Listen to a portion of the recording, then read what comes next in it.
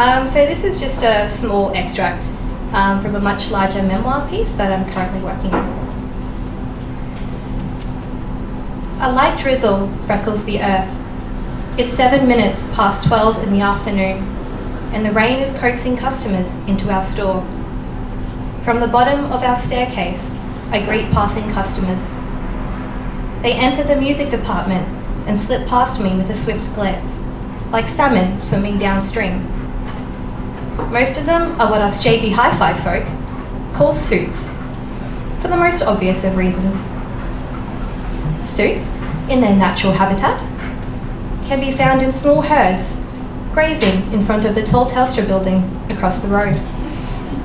Their diets mainly consist of cigarettes and short black coffees. But during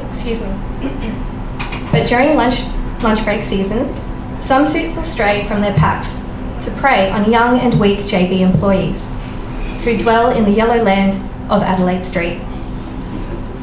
My colleague Milo is wandering upstairs in the jungle of DVDs, which leaves me isolated and more easily prone to suit attacks. I'm playing Fugazi's repeater on the sound system, and I turn up the volume as a defense mechanism. In the pop aisle, I spot a regular suit who, over the past 6 months, has earned himself the title of the Knows-It-All Nitwit. And although his dry-cleaned Armani, teamed with Lego Man hairdo, allows him to camouflage between the rest of his species, his lack of politeness or general good nature causes him to stand out as a special breed of suit. I'm really not in the mood for our usual bantering, but I'm out of tranquilizers, and galloping towards me from urban grooves is the asks too many questions arsehole.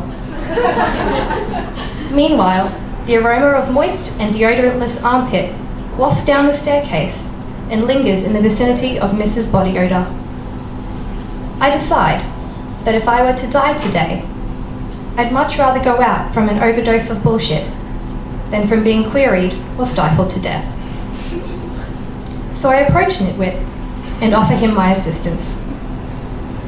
He asks me for the second Beastie Boys album. Yeah, sure, I answer him politely. We should have plenty copies of Paul's Boutique.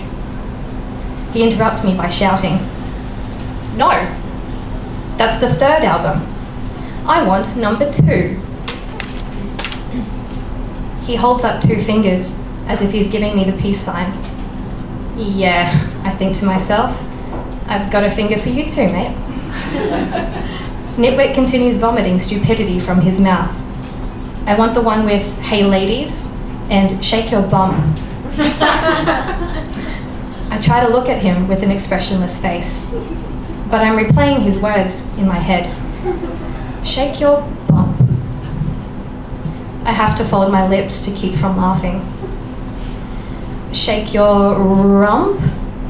I ask, seriously emphasizing the R. Dealing with this moron makes me feel as if I've just entered a Pokemon battle. A wild suit appeared.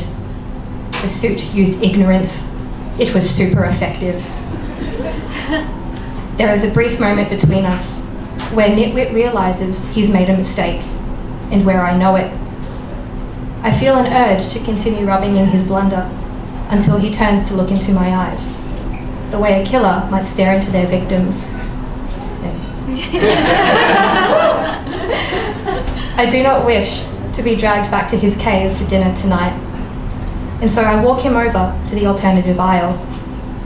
I locate the bees, place a copy of the second and third Beastie albums in his hands, and wander back to the safety of my counter.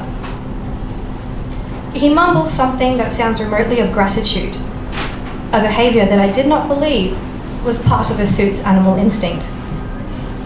Only seconds later, the suit begins to make his way to the staircase. I attempt to catch a glimpse at which album he's carrying, but he slips it under his arm, which leaves me unsure of whether I'm entitled to bragging rights or not. After he swipes his American Express and regroups with the rest of his pack, I check the Beastie Boys column. A copy of Paul's Boutique is missing. And so, without a successful ego boost, Nitwit will have nothing. No story, nor trophy to brag about in the company of his fellow suits. Instead, he will trot on home with a $14.99 charge to his bank account and an injured self-esteem.